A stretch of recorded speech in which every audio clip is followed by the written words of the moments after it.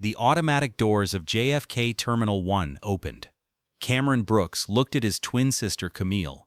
Camille was frantically searching for something on her phone to escape her emotions. Using a nickname only she was allowed to use, he said, "Cam." Camille lifted her head, and for a moment, the carefully constructed mask slipped. Her eyes were red and tired. "I'll feel much better when we get there," she replied. Cameron nodded. He knew. They were flying to Paris to attend the memorial service for their mother, who had passed away suddenly from an illness 3 weeks ago. Their father, Marcus Brooks, was handling all the arrangements and coordinating everything from his office in Chicago while the twins finished up their work in New York. Losing a mother is unbelievable, isn't it? You can never be prepared for some kinds of pain. But some journeys are unforgettable. This journey would be one of them. 27-year-old Cameron and Camille were successful fashion designers who ran their own boutique brand featured in Vogue magazine.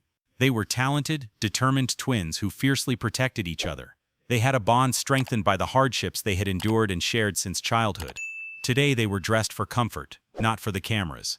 Cameron wore dark jeans and white sneakers, topped with a charcoal gray hooded sweatshirt. Camille wore a matching olive green hooded sweatshirt, black leggings, and slip-on canvas shoes. They approached the Atlantic Sky Airlines check-in counter. The economy class line took up half the terminal. When Cameron lifted the rope, he caught the gate agent's attention.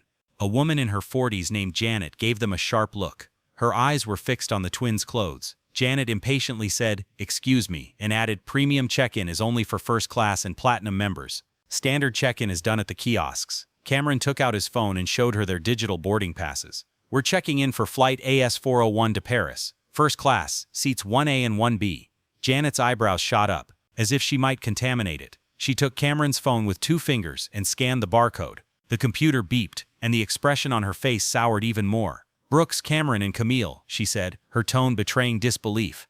"Full fare first class." Camille kept her voice neutral despite the anger rising in her chest. "Correct," she said, "but that look, that tone. Have you ever felt like you constantly have to justify yourself?" Janet began typing slowly, hoping to find an inconsistency. When the system confirmed the reservation, she reluctantly printed the boarding passes. "Security check is on the right. Platinum Lounge is upstairs." She didn't say "have a good flight" or offer the warm pleasantries Cameron had given previous passengers. After Cameron put the cards in his pocket, he said thank you in a flat tone. As they walked toward security, Camille muttered, "Did they check our tickets like we stole them?" Cameron clenched his jaw and replied, "Never mind. There are more important things today." They breezed through the TSA pre-check lane and went to the Atlantic Sky Platinum Lounge to take their seats. Camille lifted her phone and said, "My dad texted. He's already in Paris. He said the memorial site is beautiful. Mom would have loved it." Cameron sat down next to her and watched the planes taxiing on the runway. "I still can't believe he's gone. It doesn't feel real," he murmured. Camille's voice trembled as she said, "I know." An hour later, the boarding announcement for flight AS401 came over the lounge speakers. The twins gathered their belongings and headed for the gate. When they stepped onto the Boeing 787, they were greeted by a flight attendant in her late 30s with sharp features and even sharper eyes. Her name tag read Victoria Kane, Senior Cabin Attendant. Victoria said, "Welcome aboard." She glanced at their boarding passes and the expression on her face shifted to one of barely concealed discomfort. "Seats 1A and 1B. This way, please," she said, showing the twins to their seats. The first-class cabin was magnificent. Only 8 seats arranged in a 1-to-1 configuration, each with a sliding door for privacy, a reclining bed, and personal entertainment screens. Seats 1A and 1B were the coveted front-row window and aisle seats. Cameron sat down in seat 1A and took a deep breath, as if he were breathing for the first time that morning. Sometimes a seat is more than just a seat. Sometimes it's a sign that someone values you, that they understand your pain. How would you feel in this situation? The other passengers began to take their seats. A technology executive sat in seat 2A. A fashion editor Cameron knew from New York Fashion Week settled into seat 3B. The atmosphere was quiet and respectful, the kind of quiet luxury promised by first-class cabins. Then the energy changed. Diana Crawford entered the cabin as if she owned the place. She was in her mid-40s, wearing a white pantsuit, her blonde hair pulled back into a tight bun. Diana stopped at the entrance to the first-class cabin and surveyed the area. Her eyes landed on Cameron and Camille in the front row, and her expression hardened. Victoria rushed over with a smile. "Mrs. Crawford, how lovely to see you again. Your preferred seat, 2B, is ready," she said. Diana didn't look at her. She pointed directly at Cameron and Camille with her manicured finger. "Why are other people sitting in my seats?" she asked. Victoria's smile faded. "I'm sorry, Mrs. Crawford, but seats 1A and 1B are occupied. Your seat 2B is reserved for today." Diana cut her off. I don't care what the reservation says, she replied. I always sit in the front row. I need extra space for my carry-on luggage, and I definitely don't want to sit behind them. The word "them" hung in the air like poison. At that moment, the atmosphere in the cabin suddenly changed. Some words are spoken in such a way that everyone silently begins to choose sides. Cameron slowly raised his head, his hand gripping the armrest tightly. Camille's eyes narrowed. Victoria scanned the cabin between Diana and the twins, clearly calculating. On one side, Diana Crawford, a real estate mogul who flew first class on international flights at least twice a month, and had connections that could make or break careers. On the other side, two hooded youths, who to Victoria's prejudiced eye didn't look like they belonged in first class. Victoria made her choice. She replaced her professional smile with cold authority and walked toward the first row. "Excuse me," she said to Cameron and Camille. "There's been a mistake with the seats. You both need to pack up your things." Cameron took off his headphones. "Excuse me, what?" Victoria lied. "There's a double booking situation. These seats are reserved for priority passengers. We'll have to seat you somewhere else." Camille sat up straight. "We checked in hours ago. Our seats were confirmed. Where exactly do you plan to seat us?" Victoria made an ambiguous gesture toward the back of the plane. "There are 2 seats in premium economy, rows 15A and 15B. It's still a very comfortable cabin," she said, making her intentions clear. Cameron asked calmly, "Are you asking us to move from first class to premium economy because he wants our seats?" Victoria suddenly became stern and said, "It doesn't matter what he wants. This is airline protocol. Priority passengers have certain privileges." Camille interrupted and asked what made him privileged. She said she couldn't seat them in another seat just because he wanted it. Diana Crawford approached, invading their personal space. She smelled of expensive perfume and privilege. "Listen, I don't know how you got these tickets, maybe a contest, maybe someone's credit card, but these are executive seats. This cabin is for business travelers who actually contribute to the economy, not people like you," she said. The cabin fell silent. All the passengers within earshot turned to look. Cameron felt his sister, standing next to him, tense up. He placed his hand on her arm, a silent message. "Stay calm, let me handle this." He looked at Diana, his expression neutral. "Ma'am, we purchased these tickets. We have the right to sit here." Diana smiled. "Right? You think you have the right to sit in my seat? Do you know who I am?" Cameron asked calmly. "Do I need to?" Diana's face flushed. "I'm Diana Crawford. I own Crawford Properties, one of Manhattan's largest real estate portfolios. I personally know the CEO of this airline. And I'm telling you, get out of my seat before you have me thrown off the plane." She was clearly being condescending. Diana's anger emboldened Victoria, who pulled out her radio. "I'm calling the captain. If you don't follow the crew's instructions, you'll be removed from the plane," she said. Camille's eyes widened. "Are you going to kick us off the plane just because we're sitting in our assigned seats?" she asked. "You are causing a disturbance," Victoria said. "Captain Matthews needs to know that there are disruptive passengers in first class."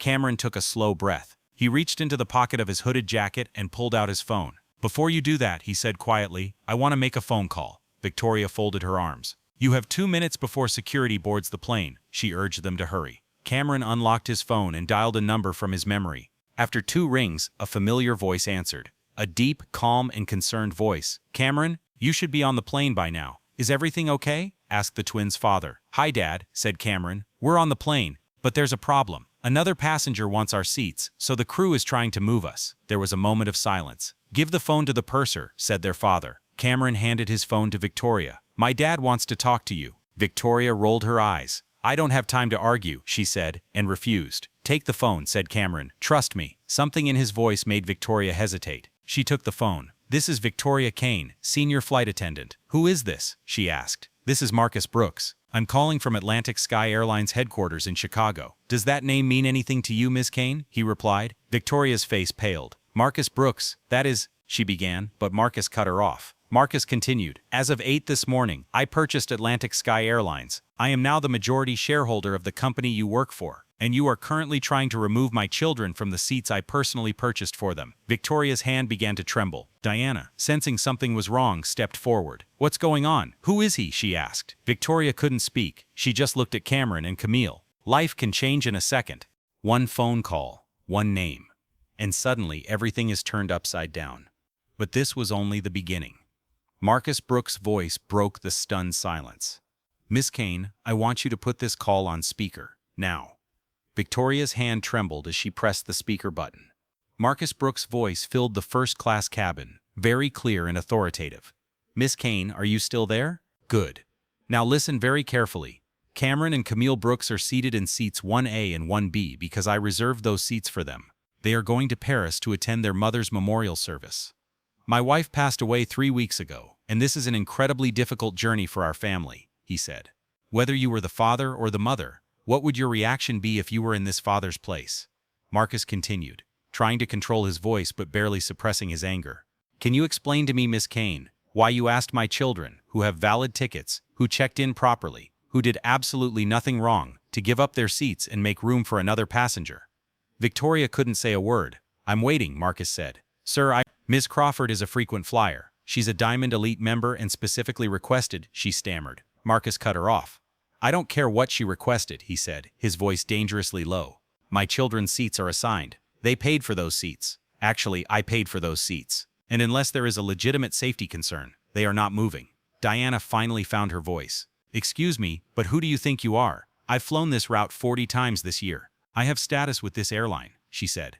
You don't deserve anything, Marcus cut her off. You only deserve what you paid for, which is seat 2B, not 1A, not 1B, seat 2B. Diana's face turned bright red. This is ridiculous. I personally know the CEO of Atlantic Sky. We'll see when I tell him about this. Marcus seemed amused. The CEO you're thinking of is Richard Harrison. He sold the company to me this morning. The paperwork was finalized at 8:47 Eastern Time. When you tell him this, please convey that I'd like to discuss the culture he created at this airline. Some people threaten with their connections, others hang up the phone and buy the company. The world sometimes turns that fast. Diana's face paled. She looked at Victoria, then at Cameron and Camille, then back at the phone as if it had personally betrayed her. Victoria was sweating. Mr. Brooks, I had no idea. If you had known they were my children, you would have treated them differently. Marcus finished the sentence for her. That's precisely the problem, Ms. Kane.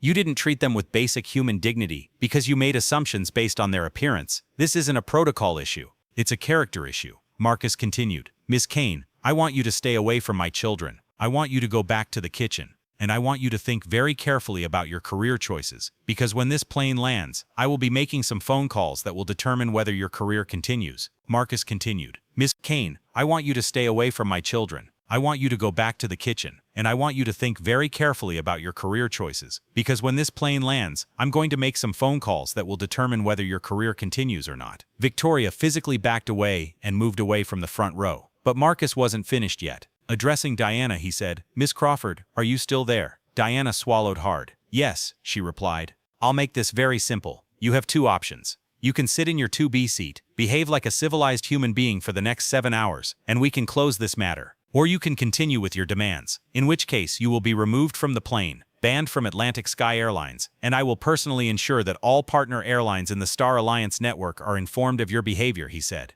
Diana looked around the cabin. All the passengers were watching her. I'll sit in my seat, Diana whispered. An excellent choice, said Marcus. Now, Captain Matthews was mentioned. Is he here? He asked again. From the cockpit door emerged a tall, silver-haired man wearing the airline captain's 4 stripes. Captain Derek Matthews had clearly heard the entire conversation. Mr. Brooks, Matthews said, I'm Captain Matthews. I apologize for the confusion. My purser informed me that there were troublesome passengers, he replied. Didn't you verify this information before telling my children they would be removed from the plane? Didn't you consider checking the passenger list yourself? Didn't you consider that the problem might lie with your purser? He asked a series of questions. Matthews' jaw tightened. Sir, I trust my crew, he replied. You trust your crew to enforce your biases, Marcus corrected. Captain Matthews, how long have you been flying Atlantic Sky? He asked another question. 18 years, sir, he replied. And in those 18 years, how many times have you removed passengers from first-class seats to accommodate other passengers' requests? Matthews hesitated. That's not standard procedure, sir. Yet you were prepared to do it today. Why? The silence stretched. Matthews had no answer that wouldn't make him look guilty. Sometimes the hardest question is the simplest one. Why? Because the answer reveals a truth no one wants to say aloud. Captain Marcus spoke plainly.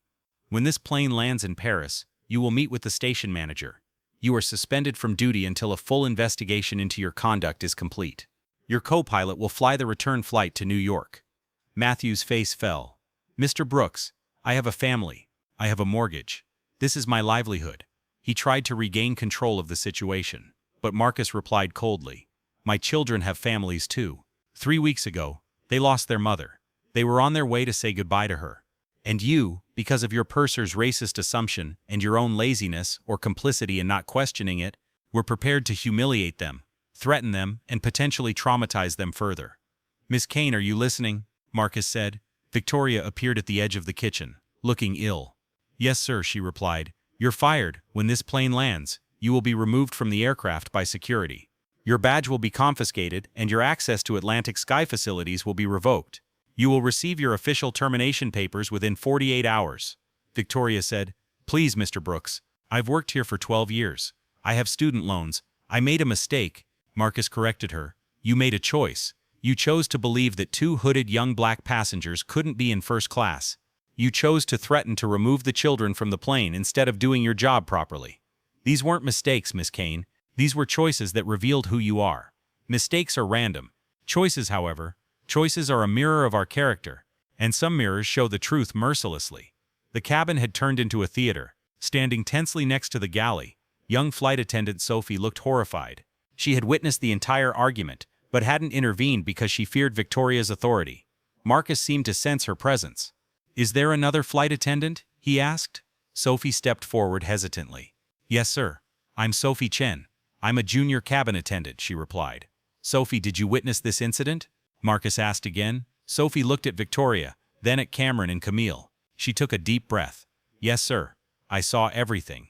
I wanted to say something, but I was afraid. Why were you afraid? I was afraid to stand up to Victoria. She's a senior flight attendant. She has a lot of influence over the schedule and task assignments. If I had spoken up, she could have retaliated, she replied. There was a moment of silence. When Marcus spoke again, his voice was a little softer. Sophie, fear of retaliation is understandable, but remaining silent in the face of injustice makes you an accomplice. Do you understand? He asked. Sophie said, I understand now, sir. I'm so sorry. To Cameron and Camille, I'm so sorry. Cameron looked at Sophie. She was young, probably only a couple of years out of training, and she seemed genuinely horrified by what had happened.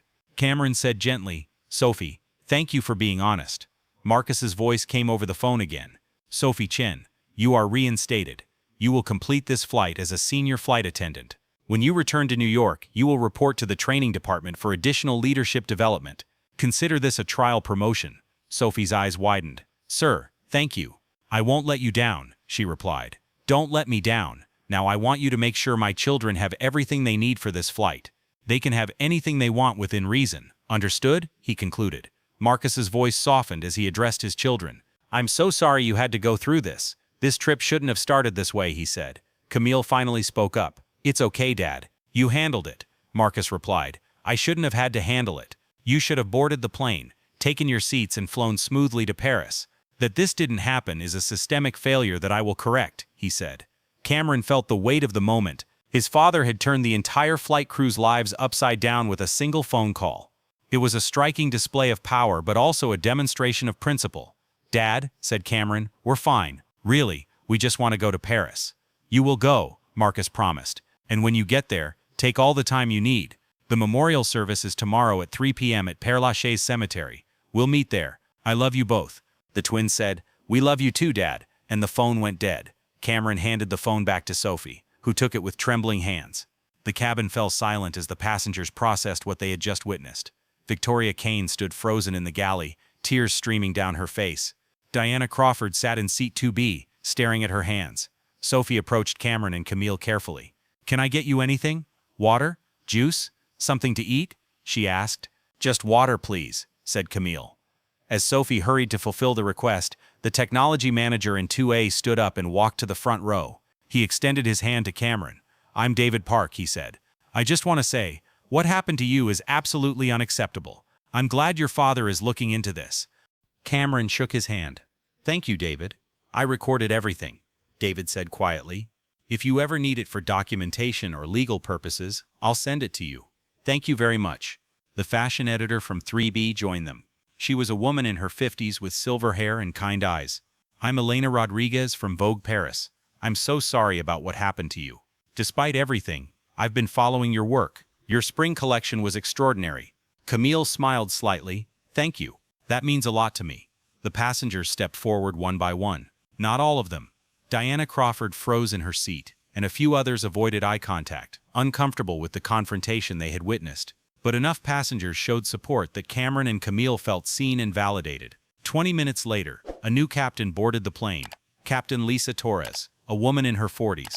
She approached the first row with a warm, professional smile. "Mr. and Mrs. Brooks, I'm Captain Torres. I'll be flying you to Paris today. On behalf of Atlantic Sky Airlines, I apologize for what you experienced. That's not who we are, or rather, it's not who we are anymore." "Thank you, Captain," said Cameron. "I promise you a smooth, uneventful flight," said Torres, "and if you need anything, please let Sophie know." When Captain Torres returned to the cockpit, the boarding door closed. The engines started, and Flight AS-401 taxied away from the gate. Cameron leaned back in his seat, exhausted. Camille rested her head on his shoulder. "That was intense," she whispered. "Yes," Cameron agreed, "but we're here. We're going to Paris. We're going to say goodbye to our mother. Together," Camille added. "Always together." As the Boeing 787 left New York behind and climbed into the sky, Cameron closed his eyes and thought of his mother. Their mother would have been proud of how they handled themselves. Calm, dignified, refusing to be swayed. She had taught them that strength wasn't always loud. Sometimes it was silent. Sometimes it was simply standing still and refusing to be treated like trash.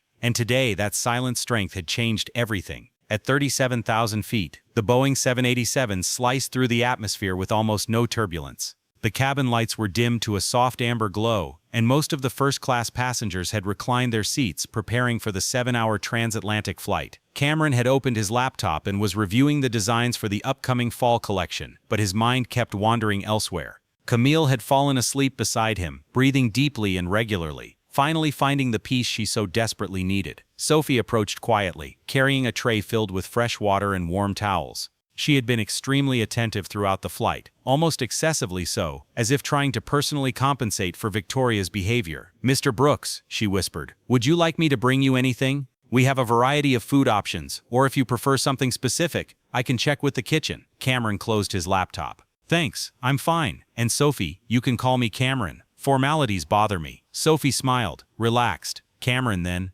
I wanted to apologize again. Not just for what happened at the door, but also for not speaking up before. I'd seen Victoria treat passengers differently, based on their appearance before. I didn't say anything because I was afraid of losing my job, but after seeing what almost happened to you and your sister," she shook her head. "I realized that staying silent when I saw injustice wasn't worth keeping my job." Cameron studied her. She looked genuinely sorry, even more than that, determined. "Sophie, you spoke up at a crucial moment. My father noticed. Don't waste the second chance he gave you." "I won't," Sophie promised. "I will make sure every passenger is treated with respect on every flight I work. No prejudice, no profiling, just service. That's all anyone could ask for." Sometimes the biggest changes happen in the quietest moments. An apology, a word, and someone decides to be a better person. After Sophie returned to the galley, Cameron surveyed the cabin. Diana Crawford sat in seat 2B, staring blankly at the entertainment screen. She hadn't ordered a meal, hadn't called for service, hadn't made eye contact with anyone. She looked like someone who had just realized the world didn't revolve around her. Technology director David Park caught Cameron's attention and nodded slightly in solidarity. Fashion editor Elena Rodriguez was working on her laptop and occasionally looked at him with a respectful, thoughtful expression. Cameron's phone vibrated, a message from his father, sent via the plane's Wi-Fi system. "Hope your flight goes smoothly. Rachel Morgan, Paris station manager, will meet you at CDG. She'll make sure customs and baggage are handled quickly. Focus on your mom tomorrow. Everything else can wait." Cameron replied, "Thanks, Dad. How are you?" The reply came immediately. "Hanging in there, barely. I miss her every second, but tomorrow we'll honor her properly. Get some rest, son." Cameron put his phone in his pocket and looked out the window. Below, the Atlantic Ocean stretched endlessly, its dark expanse occasionally punctuated by the lights of ships. Somewhere ahead lay Paris, the city where his mother had grown up before moving to America in her 20s. He remembered her always speaking fondly of Paris. The cafes, the architecture, the art. She had promised to take Cameron and Camille on a grand tour one day to show them her favorite places. Now they were going without her. They would lay her to rest in this city she had always considered home. Cameron's eyes filled with tears. She closed her eyes, leaned her head against the window, and mourned silently in the darkness. 3 rows back, Victoria Kane sat in the flight attendant seat next to the galley, no longer wearing her uniform. Sophie had quietly taken her uniform. Victoria had lost her authority and was now just another passenger waiting to disembark. She had spent the last 4 hours going through the stages of grief, denial, anger, bargaining, depression. She had not yet reached the acceptance stage. Her phone was in her lap, turned off. She knew that the moment she turned it on, it would be flooded with messages, probably termination papers from human resources, perhaps calls from colleagues who had heard what happened. Victoria had built her career on Atlantic Sky over 12 years. She had risen from an economy-class cabin attendant to a senior purser on international routes. She had received praise and positive evaluations and was progressing toward a management position. All of this vanished in 20 minutes because she had made assumptions about two hooded passengers. But even now, amid the wreckage of her career, Victoria was trying to understand what she had done wrong. In her mind, she had maintained the cabin atmosphere, enforced the standards, prioritized high-value passengers. She had done what she was trained to do, or at least she thought she had done what she was trained to do. The problem was that no one had explicitly trained her on profiling passengers. No manual said, assume young black passengers wearing ordinary clothes are not first-class passengers. But the airline's culture, unspoken expectations, the behavior of senior crew, all of this had taught her to make precisely those assumptions. And now, because the system that created her remained unchanged, she was paying the price. Or was she? Victoria thought about Marcus Brooks' words, I will fix this systemic error. Maybe the system was finally about to change. It was just too late to save her career. Sophie appeared with a bottle of water. Victoria, you need to drink something. We still have 3 hours to Paris. Victoria looked at the young woman she had bullied and belittled for months. Why are you being nice to me? Sophie sat down next to her. Because you're still a human being. What you did was wrong and you deserve to lose your job. But you don't deserve to be treated as if you're invisible. Victoria's eyes filled with tears. I don't understand. I acted as I always do. Diana Crawford is a Diamond Elite member. She flies this route constantly. The Brooks twins, however, it's as if they don't belong here. Sophie gently finished her sentence. Victoria shook her head sadly. That's the problem, Victoria. You decided who belongs here based on their appearance. You saw their hoodies and sneakers and made assumptions. You didn't check if they were VIPs, if they had status, if they had a valid reason to change seats. But Diana wanted something unreasonable. Sophie cut her off. And you should have said no. Instead, you tried to remove paying passengers from their assigned seats to accommodate someone's prejudice. That's not service. That's discrimination. Victoria wiped her eyes. I'll be blacklisted, won't I? No airline will ever hire me again. Sophie didn't lie to her. You probably won't be able to work as a flight attendant. Your dismissal will be flagged in the industry database. But Victoria, you're still young enough to start over. You can go back to school, learn a new trade, pursue a different career. What am I supposed to do? I've been doing this job since I was 23. It's all I know. Then maybe it's time to learn something else, Sophie said. Maybe this is an opportunity to become a better person. Victoria looked at her, searching for a mocking or cruel expression. But Sophie's expression was sincere. Why are you trying to help me? Victoria asked. Because I could have been in your place, Sophie confessed. I stayed silent today because I was afraid. If Mr. Brooks hadn't called, if the twins had given up and moved away, I would have watched what happened and done nothing. That would have made me an accomplice. The only difference is that I have a second chance and you don't. Victoria was silent for a long time. Then, in a soft voice, she said, if you get a second chance, Sophie, don't waste it. Be better than me. I will, Sophie promised. In the cockpit, Captain Derek Matthews sat in the right seat, the first pilot position. Captain Lisa Torres commanded from the left seat, her hands steady on the controls, maintaining altitude and course. Matthews had said little since Torres took command. He had mechanically gone through the required checklists, responded to air traffic control communications when instructed, and otherwise sat silently. His 18-year career was not technically over yet. He hadn't been fired, just suspended. But he knew how these kinds of investigations ended. When Marcus Brooks's case was reviewed, when the lawyers got involved, when the media inevitably got wind of it, there would be pressure to make an example of him, and he had given them all the ammunition they needed. Torres finally broke the silence. Derek, I'm going to ask you something, and I want an honest answer. Matthews looked at him. Okay. Did you really believe those passengers were causing trouble?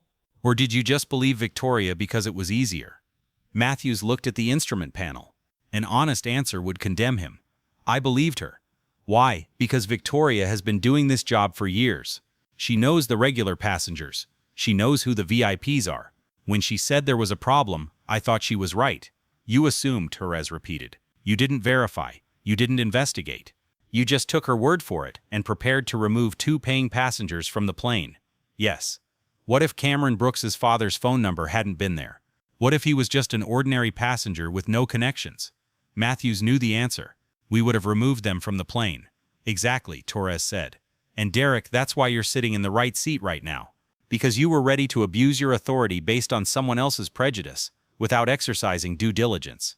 Matthews' jaw tightened. I understand. I made a mistake. You don't need to lecture me. Actually, I do, Torres said firmly. Because you're not just facing suspension, you're also facing the fact that you allowed discrimination. The final decision was yours. You were the one who should have questioned Victoria's decision, and you didn't. That failure hurt people who were already grieving even more. Matthews was silent. Did you know that Cameron and Camille Brooks flew to Paris for their mother's funeral? Torres continued. Their mother passed away 3 weeks ago. This trip was to say goodbye to her. Yet you were prepared to inflict further trauma on them by removing them from the flight because they didn't fit the first-class passenger profile. Matthews felt something break inside him. Not defensiveness, but genuine shame. I didn't know about their mother. You should have asked, Torres said. Before threatening them, before preparing to remove them from the plane, you should have listened to their story. Good captains do that. They gather information. They make informed decisions. They don't blindly accept what their crew tells them. Matthews slowly shook his head.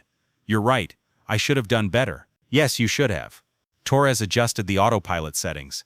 Derek, I've known you for 6 years. You're a good pilot. You have technical skill, safety awareness, and you're usually fair. But today you were lazy. Your decisions were guided, perhaps not by your own bias, but by someone else's, and that's unacceptable. What do you think will happen? Matthews asked. What about the investigation? Torres was silent for a moment. To be honest, I think Brooks will make an example of you. Not because he's vindictive, but to show that this kind of behavior won't be tolerated. You'll probably lose your command, maybe get a long suspension. But Derek, if you're truly remorseful, if you're willing to learn from this, there might be a way back eventually. What kind of way? Re-education, bias training, working with diversity consultants, proving you've changed. Torres looked at him. But it has to be real change, not just checking boxes to get your job back. Do you understand? Matthews nodded. I understand. The rest of the flight passed in silence, in the cockpit and cabin. Passengers dozed, read books, worked. Cameron finally fell asleep, next to her sister, her hands clasped together on the armrest. As dawn broke over the European continent, the sun's first rays painted the clouds in shades of pink and gold. Paris was an hour away. Sophie walked through the cabin offering coffee and pastries to the awakening passengers. When she reached the first row, she saw that Cameron was awake, looking out the window.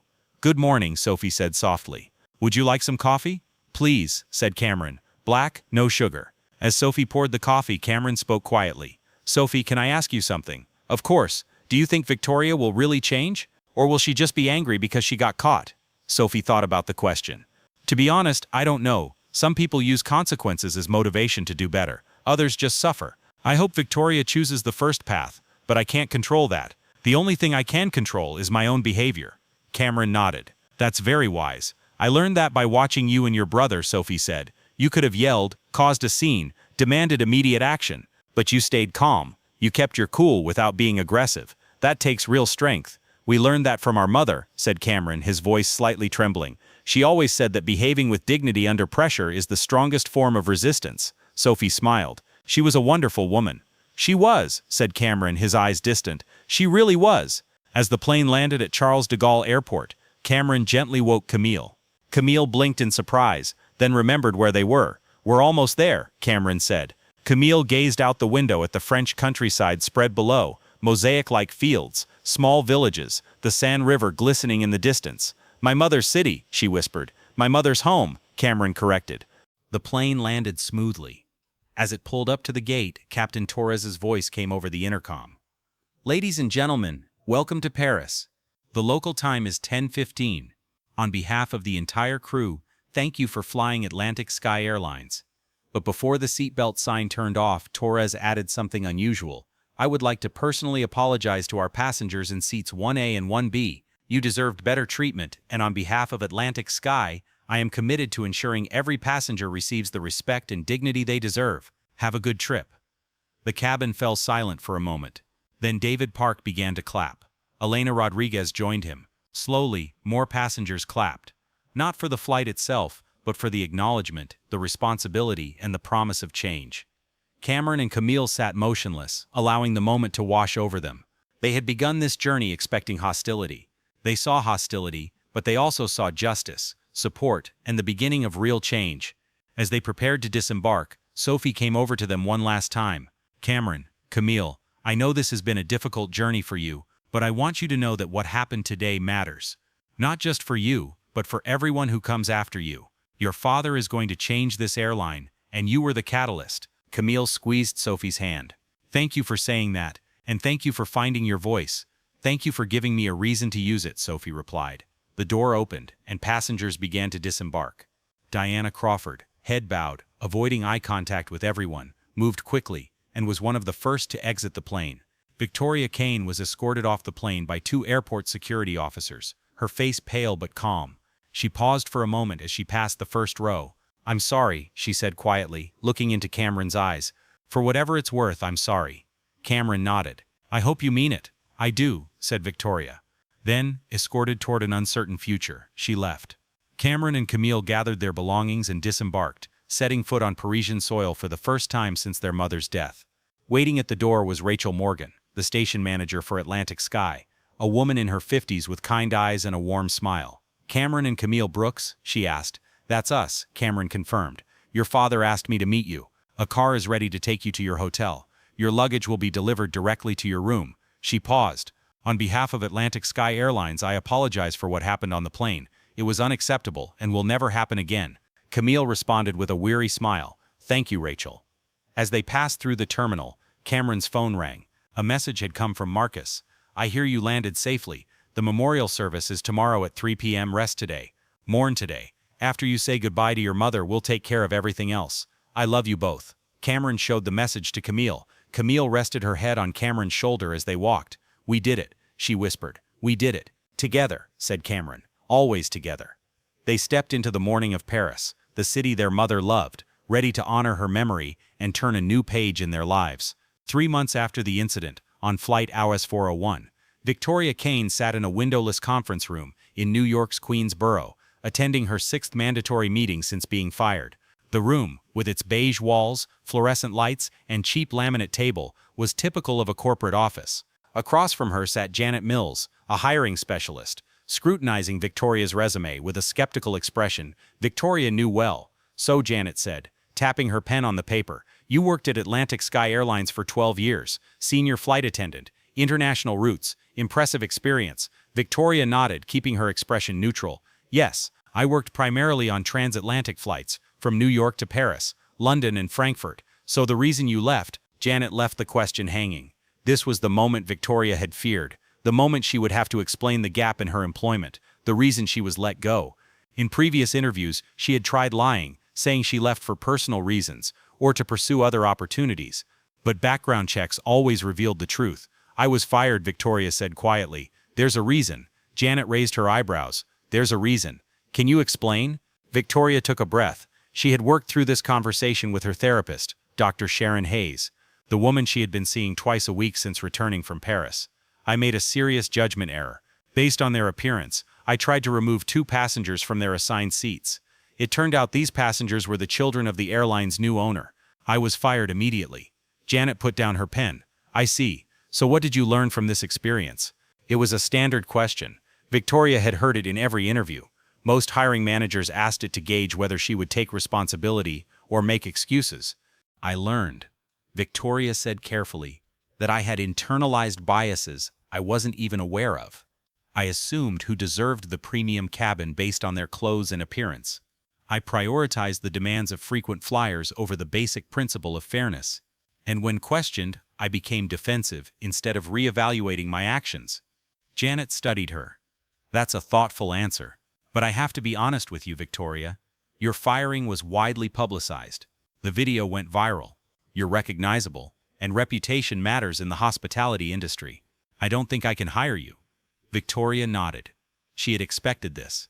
I understand. Have you considered other fields? Anything besides customer service?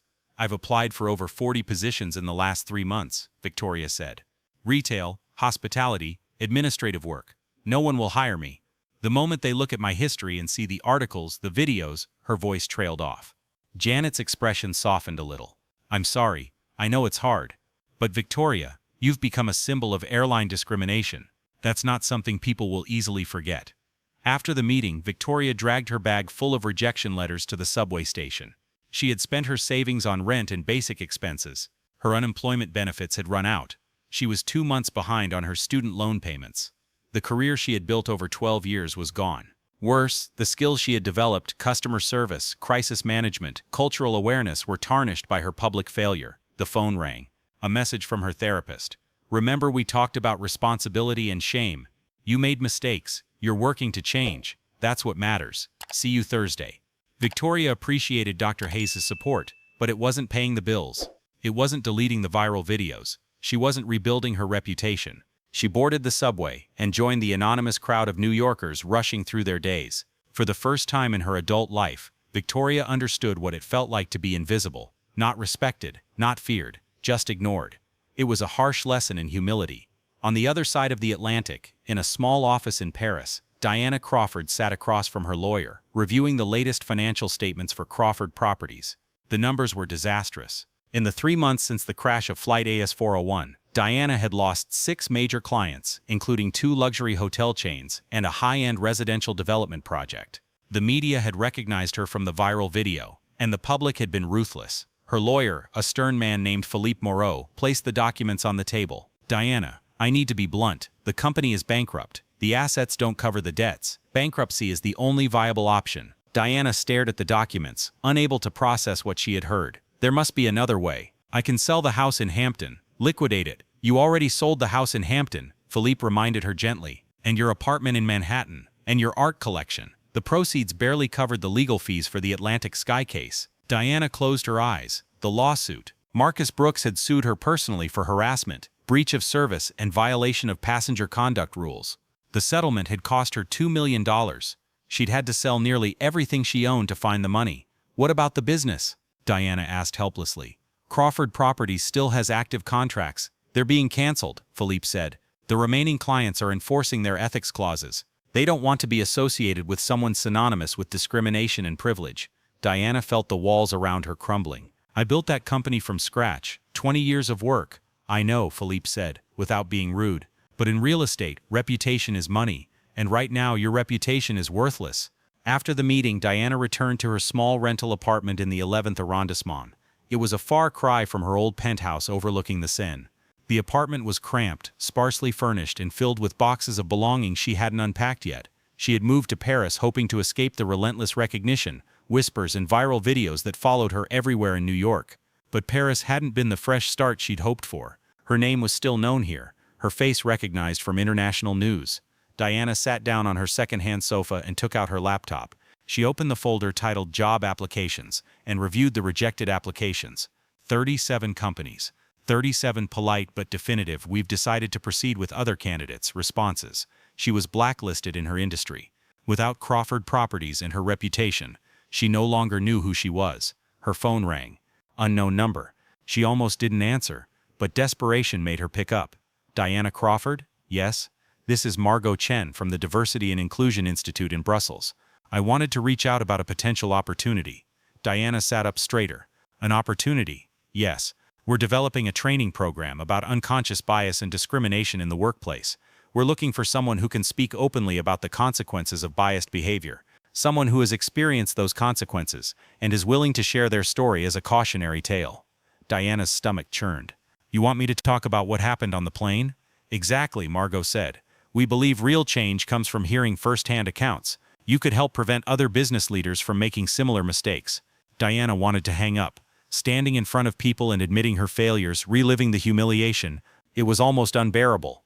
But then she thought about her bank account, her mounting debts, her lack of options. "How much is the pay?" Diana asked quietly. "We offer a modest salary, not a corporate salary, but an honest job. And Diana, this could be a way out for you. Redemption." The word hung in the air like a lifeline.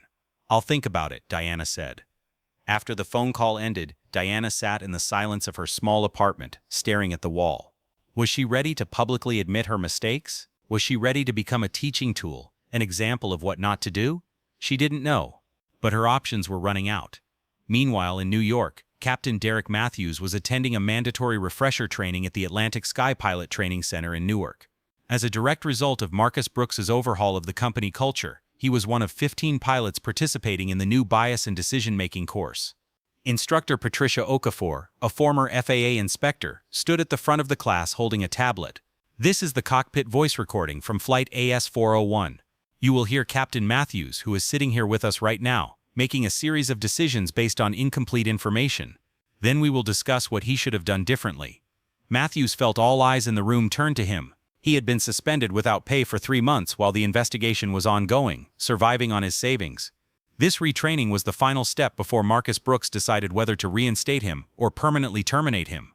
The recording played. Matthews heard his own sharp, authoritative voice telling the twins to get off the plane or they would be arrested. He heard Camille refuse to comply. He heard her say she had no interest in the truth. When the recording ended, the room fell silent. Patricia turned to Matthews. "Derek, walk us through your thought process." Matthews had worked on this with his therapist. For 3 months he had examined his failures, trying to understand how his biases influenced his decisions. "I made assumptions," Matthews said. "Victoria told me there were problematic passengers, and I believed her without verifying it. I saw 2 young black passengers wearing hoodies and unconsciously thought they didn't fit the first-class passenger profile. Instead of gathering information, I used my authority to threaten them." "So what should you have done?" asked Patricia. "I should have left the cockpit and talked to all parties," said Matthews. "I should have reviewed the passenger list. I should have asked the passengers for their opinions. I should have questioned whether Victoria's assessment was correct." "Why didn't you do those things?" Matthews met her gaze. "Because I was lazy, and I trusted that Victoria's decision followed proper protocol. I didn't question whether her decision was influenced by bias." Patricia shook her head. "Exactly. And that laziness, that blind trust in authority without verification, leads to institutionalized discrimination.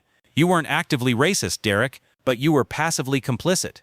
And passive complicity in a position of power leads to active harm."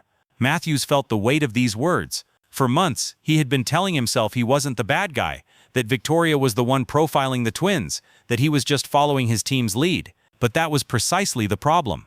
After the session, Matthews approached Patricia. "Do you think I can get my command back?" Patricia considered him.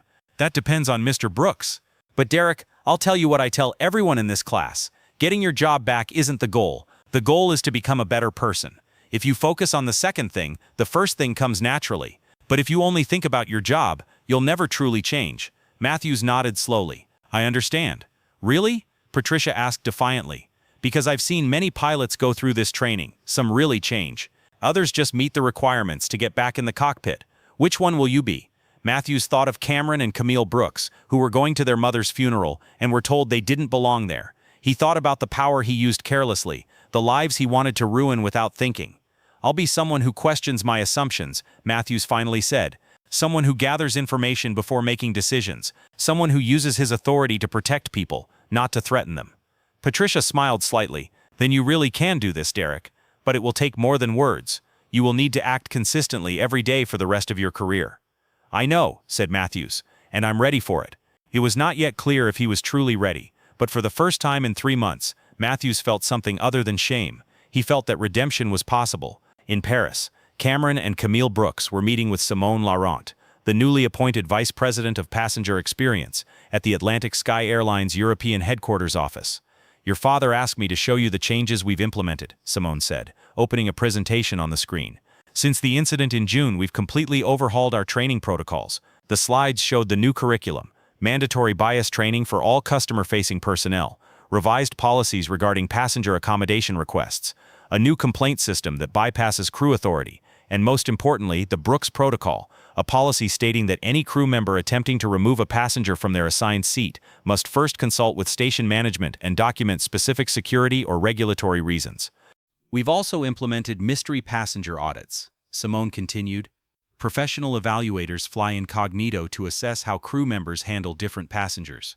The results are linked to performance reviews and promotion eligibility." Cameron reviewed the data. "How did the staff react?" "Mixed," Simone admitted. "Some crew members welcomed it. Having clear rules reassures them. Others disliked the increased scrutiny. Some personnel who refused to complete bias training resigned." "Good," Camille said plainly. "If they can't treat passengers with basic respect, they shouldn't be in customer service." Simone smiled. "Your father told me you'd say that. He also asked me to tell you that the Crown Scholarship Program is fully funded.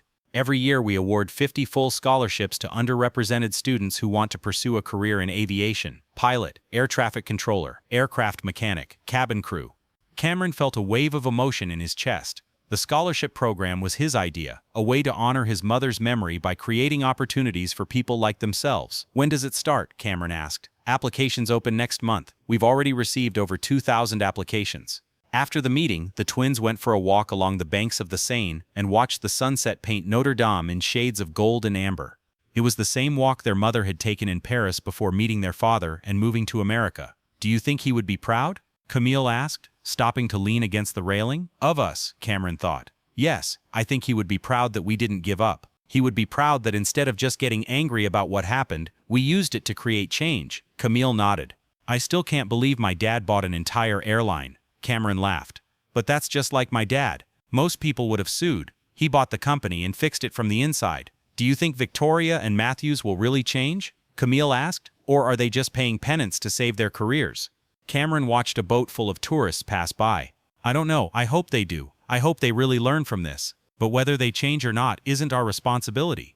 Our responsibility is to keep pushing for systemic change, so that next time someone wearing a hoodie gets on a plane, they don't have to fight for basic respect." Camille squeezed his hand. "We are doing that. Scholarships, training protocols, the Brooks policy, that's real change." "Mom would approve," Cameron conceded. Watching the city their mother loved, they stood together in comfortable silence. 3 months ago, they had arrived in Paris broken, humiliated, and grieving. Now, they were leaving with a sense of purpose, having turned their pain into progress. The flight back to New York went smoothly, as it should. The crew was professional and courteous. The service was attentive without being obsequious. No one questioned their being in first class. In short, the flight was as it should be for everyone. As the plane crossed the Atlantic, Cameron looked at his sister and smiled. "Do you know what the best part of this trip was?" "What?" "Being boring. Just 2 passengers flying home. No drama, no conflict, just normal." Camille smiled. "Normal is underrated. I agree. And for the rest of the flight, that's exactly what they were. Just 2 passengers heading home, honoring their mother's memory, their work just beginning." A year after the crash of Flight AS-401, Marcus Brooks stood on a podium in the Grand Ballroom of New York's Waldorf Astoria, addressing an audience of over 500 aviation industry professionals. Never before had such an opening speech been given at the annual International Aviation Leadership Summit.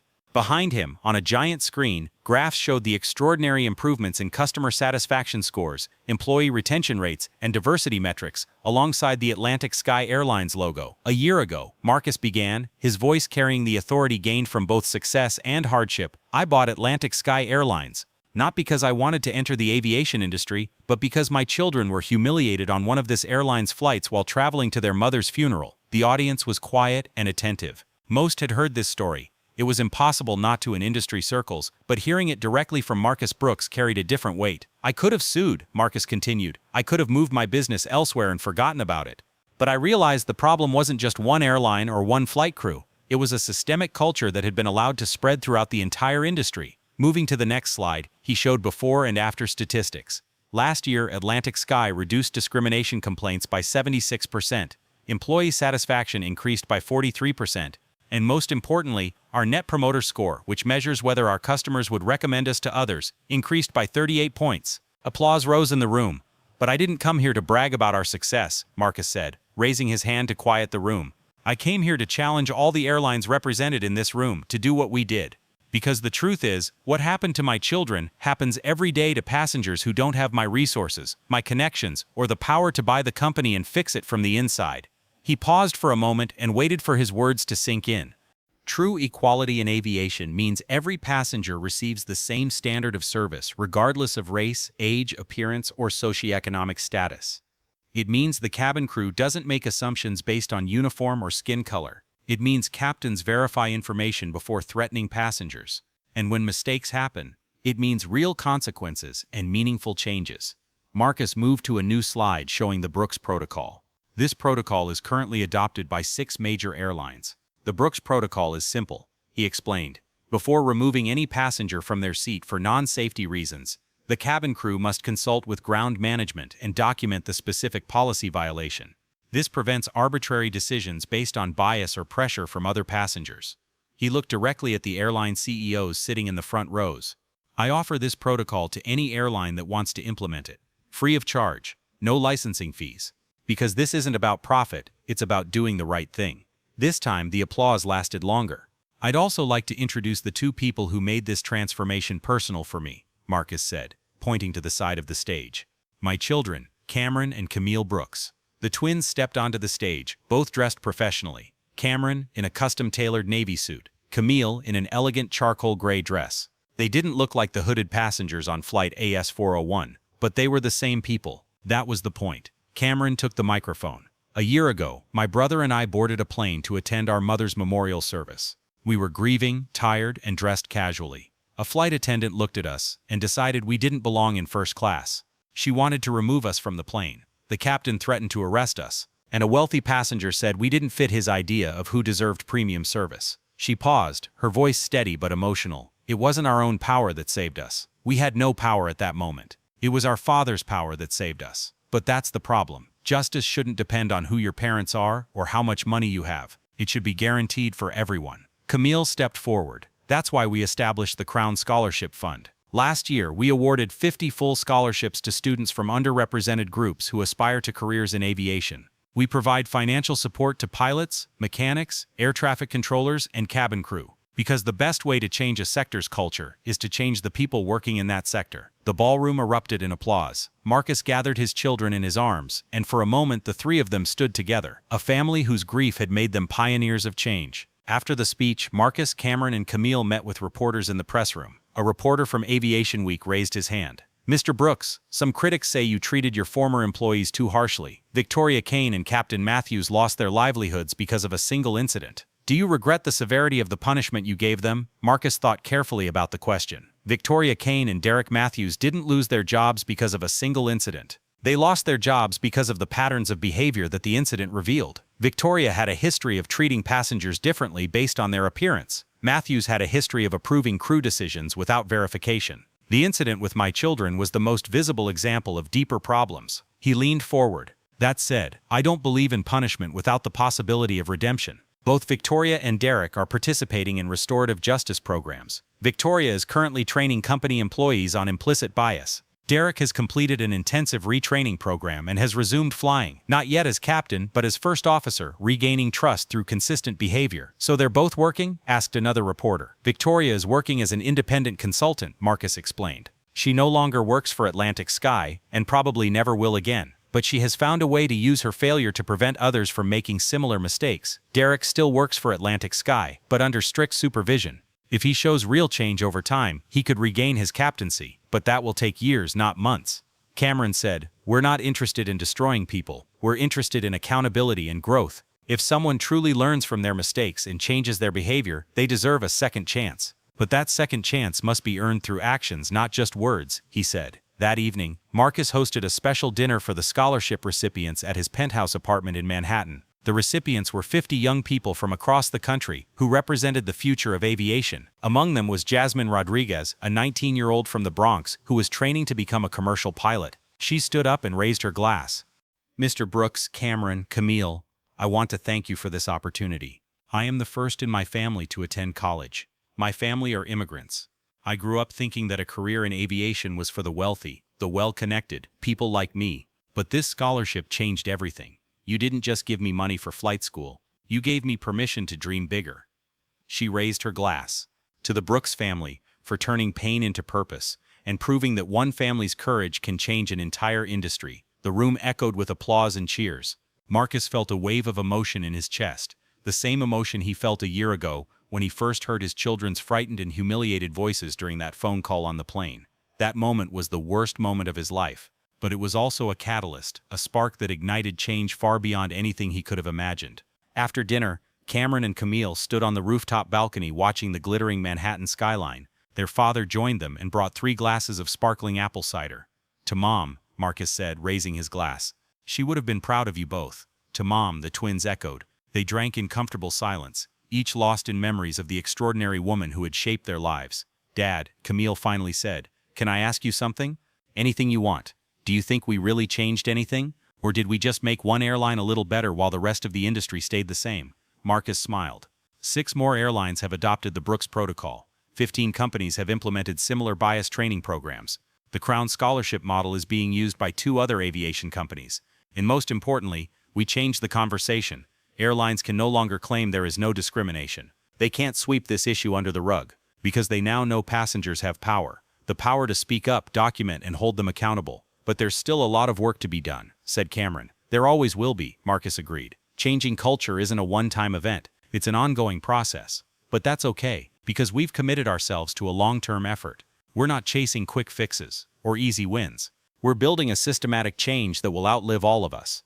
Camille rested her head on her father's shoulder. I miss him. Me too, sweetheart, Marcus said, his voice thickening. Every day, but he would have been proud of what we've built since that terrible day, said Cameron. He always said that if you channel pain the right way, it can be transformative. Marcus nodded. Your mother was the wisest person I ever knew. She taught me that power without compassion is tyranny, but compassion without power is a hollow dream. We have power, and we use it with compassion. That is her legacy.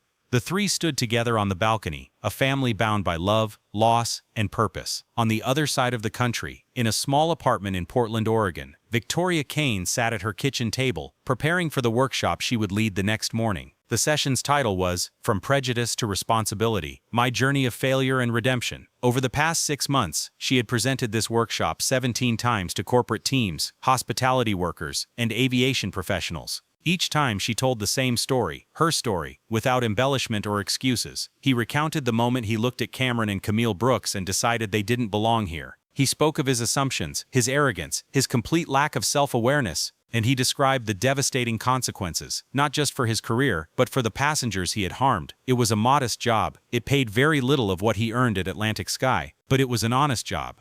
And slowly, painfully, it was helping him become a better person. The phone rang. An email had arrived from the Diversity and Inclusion Institute. Victoria, your feedback scores from last week's corporate training were outstanding. Participants said your authenticity and vulnerability made a real impact. Would you like to develop a certificate program based on your workshop? Victoria looked at the email. A certificate program meant more work, more visibility, more opportunities to use her failure as a teaching tool. A year ago, the idea would have horrified her. Now she felt something different. Purpose. She wrote her reply, yes, I'm interested. Let's create something that will prevent others from making my mistakes. In Newark, New Jersey, Captain Derek Matthews completed the pre-flight checklist in the right seat of the Boeing 787. He was flying as the co-pilot to Captain Lisa Torres, who would take over as captain on that fateful flight to Paris. Are you ready for takeoff? Torres asked. I'm ready, Matthews confirmed. As the plane pulled away from the gate, Matthews reflected on the journey of the past year. Suspension, retraining, therapy. Slow, hard work, examining his own biases and changing his behavior. He was no longer a captain. Perhaps he would never be one again. But he was flying, and he was doing it with determination and integrity. During the flight, a hooded young black man sitting in first class requested service. Matthews watched on the cockpit monitor as the flight attendant responded immediately and warmly, without judgment or prejudice. This was the change Marcus Brooks had fought for. This was the culture they had created. Matthews allowed himself a small moment of hope. Perhaps salvation was possible. In Paris, Diana Crawford stood in a room with 50 business executives, sharing her story as part of a leadership ethics seminar. I was successful, wealthy, and completely convinced of my own superiority, Diana said. When I saw those two hooded youths sitting in the front row, I didn't see individuals with their own stories. I saw stereotypes, and I demanded they be removed to make room for me. Despite the shame that sometimes still overwhelmed her, her voice held steady. That decision cost me everything, my job, my reputation, my self-confidence, but it taught me something invaluable. Unchecked privilege becomes oppression, and oppression, no matter how insignificant it may seem, has consequences. After the seminar, a young manager approached her. Miss Crawford, thank you for your honesty. I saw myself in parts of your story. I too had made similar assumptions about people. Your willingness to admit your mistakes made me question my own behavior. Diana felt something shift inside her. Not quite forgiveness, but perhaps the beginning of self-acceptance. Then my failure served a purpose, Diana said, and that was the only thing I could have asked for. 2 years after the incident, Cameron and Camille Brooks stood in Paris's Père Lachaise cemetery, placing fresh flowers on their mother's grave. The marble headstone was now weathered, settled into the earth as if it had always been there. Hello, Mom, Camille said softly. We're back. Cameron knelt and touched the letters of her name carved into the headstone. We've been busy. The scholarship program is in its 2nd year. We've awarded scholarships to 120 students so far. 3 have been hired as pilots at Atlantic Sky. Dad's doing well, Camille added. He's dedicated himself to the airline business. Knowing that the changes he's made honor your values probably helps him feel close to you. They sat in comfortable silence, listening to the wind rustle through the old trees in the cemetery. Do you think we did the right thing? Cameron asked. By letting my father buy the airline, by turning it into such a public battle? Camille thought. My mother would probably say we turned our pain into purpose. We could have stayed angry. We could have continued to suffer. But instead, we built something positive. We created opportunities for people like us. We changed policies that will protect future passengers. This isn't revenge, it's justice. Cameron nodded. I wish he could have seen this. Maybe he can, said Camille. I like to think he'd be proud of us. As they prepared to leave, Cameron noticed a young black woman nearby placing flowers on the grave. She looked up and met his gaze, then looked away. You're Cameron Brooks, she said, recognizing him. From the plane crash. Cameron smiled. Guilty as charged. I'm Simone, she said, approaching him. I'm a flight attendant candidate at Atlantic Sky. I start next month. I just wanted to say thank you. Your story, what your family did, it made me believe I could have a career in aviation. The Crown Scholarship is covering my tuition. Cameron felt a wave of emotion wash over him. That's wonderful, Simone. Congratulations. I promise to honor the things you fought for, Simone said sincerely.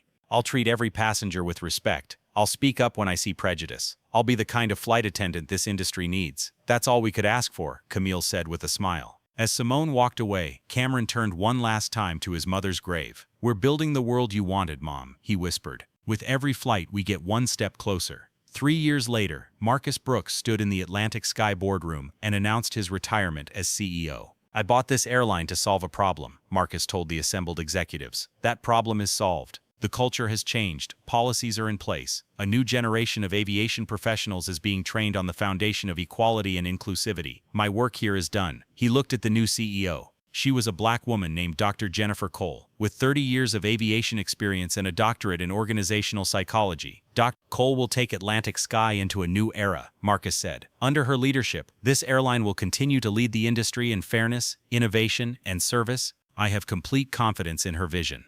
When the meeting ended, Marcus's children came to his office. How do you feel? Asked Cameron. About retiring? Marcus smiled. Like I can finally breathe. I never wanted to run an airline. I just wanted justice for my children. Now that we've achieved that, now that we've built something sustainable, I can let go. What will you do now? Asked Camille. I'll travel with you too, if you'll have me, said Marcus. I'll visit your mother's favorite places. I'll create more scholarships. I'll spend time with my family. Instead of just working, I'll actually live. The twins hugged their father, grateful for his love, protection, and unwavering commitment to turning their worst days into good ones. 5 years after the incident, Jasmine Rodriguez, the young scholarship pilot who had raised a glass to Marcus at dinner, made her first transatlantic flight as captain of Atlantic Sky Flight AS-401, the route that changed everything. Sitting in the left seat and performing her pre-flight checks, she thought of Cameron and Camille Brooks. She thought of Marcus's courage. She thought about how one family's grief had transformed an entire industry. AS-401, you have clearance to push back, said ground control. Roger, replied Jasmine, her voice calm and confident. AS-401 is pushing back. As the plane moved away from the gate, Jasmine looked at her first officer. He was a young white man named Tyler, a graduate of the Crown Scholarship Program. Do you know the significance of this flight number? Jasmine asked. The Brooks crash flight number, Tyler said. Exactly, and now we're flying it. 2 scholarship students, proving that change is real. Tyler smiled. Captain Rodriguez, I think we're exactly where we need to be. You're right, First Officer Chen. And as Flight AS-401 took to the skies, carrying 247 passengers who would never know the history of that flight number, Jasmine Rodriguez felt a moment of pride. She was living proof that justice could change the world when fought for with courage and pursued with determination, one flight at a time. 10 years later, Cameron and Camille Brooks stood on a podium in Washington, D.C., accepting the Presidential Medal of Freedom for their work transforming equality in aviation. The president stated, the Brooks Protocol is now FAA policy. It is mandatory for all U.S. airlines. Since its implementation, discrimination complaints in aviation have decreased by 89%. The Crown Scholarship has provided financial support to over 1,200 aviation professionals and fundamentally changed the diversity of the industry. As the twins received the medal, they thought of their mother, who taught them to stand tall, demand respect, and turn pain into purpose. Their mother would have been very proud, and somewhere, they believed their mother was smiling.